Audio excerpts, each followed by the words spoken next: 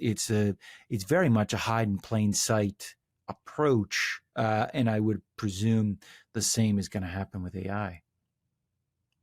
Yeah, it's interesting. I think there's the chase to be on top from the CJNG and the Sinaloa Cartel.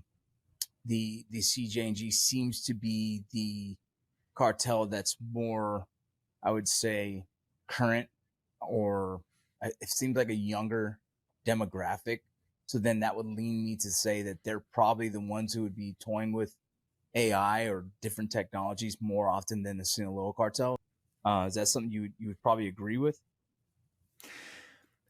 I think that both are split up into various factions, and there are probably some factions that are a little bit more sophisticated than others.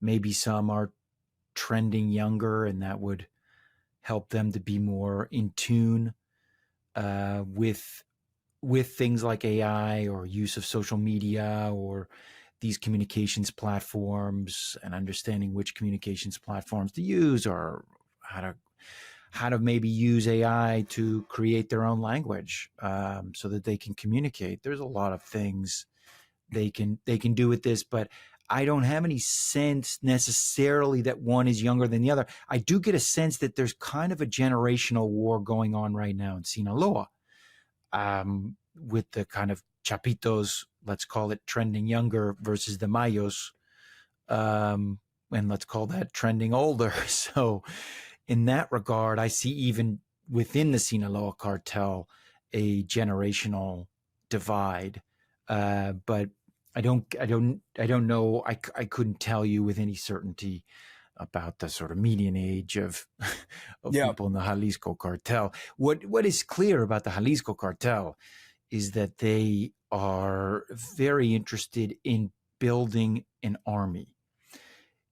And that is different from what you get when you think about the Sinaloa Cartel. They're much more interested in having bespoke units that are connected to specific factions that are very loyal, whereas the Jalisco Cartel is reaching out and recruiting forcibly, from what we can see, forcibly, very often forcibly, huge numbers of people, just saying to other criminal groups, te alineas o te mueres, like you're in or you're dead.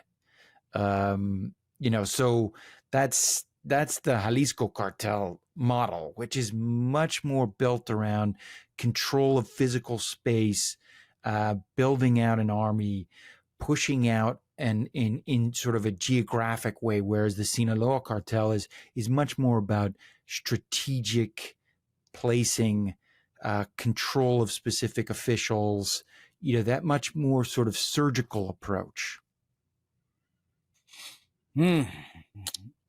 It's a lot of things are coming to light here, and in 2024, TD Bank was hit with a record $3 billion fine over drug cartel money laundering. We also had another gentleman on here that was part of an investigation on money laundering, and a bank was involved. How are they starting to get more diversified in the money laundering space?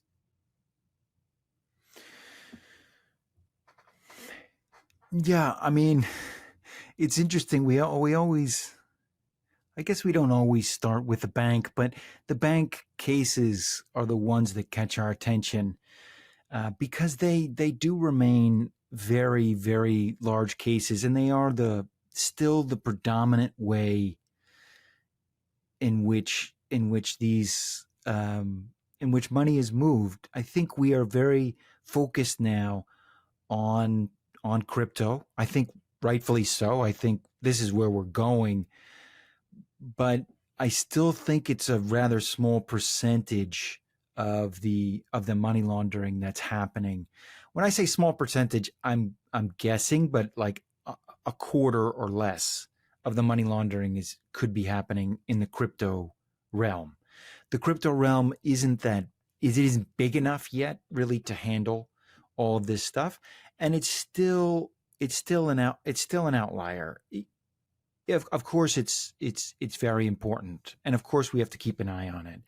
But it's interesting that, and I think good that you start with a case that has to do with a traditional bank, a bank that we recognize, a bank that we've seen on television and commercials, because this is where it's happening. And not enough of those cases are made. We have done many money laundering investigations from a journalistic standpoint.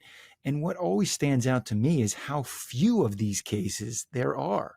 There is this adage of follow the money, but there are very few units to follow the money in these countries, including in the United States, even though we have giant infrastructure that is following the money.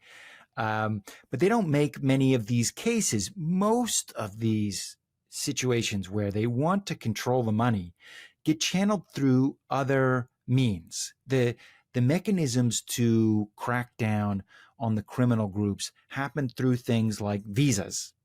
You cancel people's visas if you suspect that they're involved in these illicit activities, or more importantly, through the Treasury Department, through OFAC list is the most important of these things, where you essentially freeze all of the assets and movement of assets of any company that you think is connected to a criminal group. That's where most of these investigations end up, because they have a very hard time proving these money laundering schemes, because now they're so multi-layered and they're often happening in so many different spaces, and increasingly they're not happening in the same space. So you're not even having money move between these groups.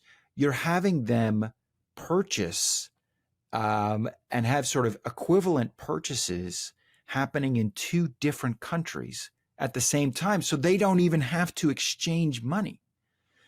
So then there's no transaction. So how do you prove that case in a court of law? You can't. And if they're happening in places like China, really? Like, what are you going to do there? How are you going to investigate money laundering that is connected to Chinese assets or banks? Good luck with that. So you can see why it has trended in this direction of you just don't have a lot of these cases. But at the same time, it is also kind of frustrating. So yes, you have this diversification, to go back to your original question, and we're going from kind of, money exchange houses, are obviously banks. Those were kind of traditional ways to these sort of cross-border exchanges of capital, to all the way to crypto. And this is the kind of range you're seeing now. And so if you're a money laundering investigator, you are facing down myriad challenges because you've got to decipher all of these different things that may be happening, and maybe all happening at the same time. Yeah, it's pretty insane to see how these banks, I don't know, there's millions of dollars coming in and out, that there should be, I imagine there's some kind of red tape that says, hey, if this certain amount comes in or out, we need to investigate it further. But, in this case, this TD Bank, over $670 million were laundered before anything was kind of like identified or anyone kind of raised suspicion. I don't understand. It feels, when in the banking, and this is just one of, there's another one that's very similar numbers.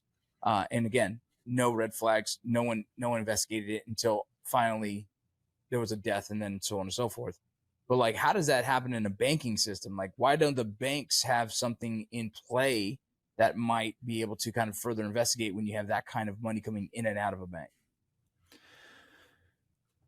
Malfeasance, corruption, criminal activity within the bank. None of these red flag systems that you're talking about. And you talk about AI. I mean, easily you could institute some kind of AI system that is raising red flags. It doesn't mean that you necessarily stop the transactions. You could let the transactions even go through, and then when it reaches a certain threshold, then you're like, oh, well, this warrants a very deep look at this.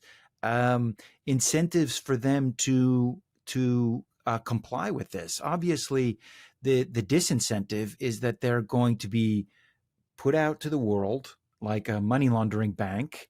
They may lose some business from it. They may gain business from it. Let's be honest.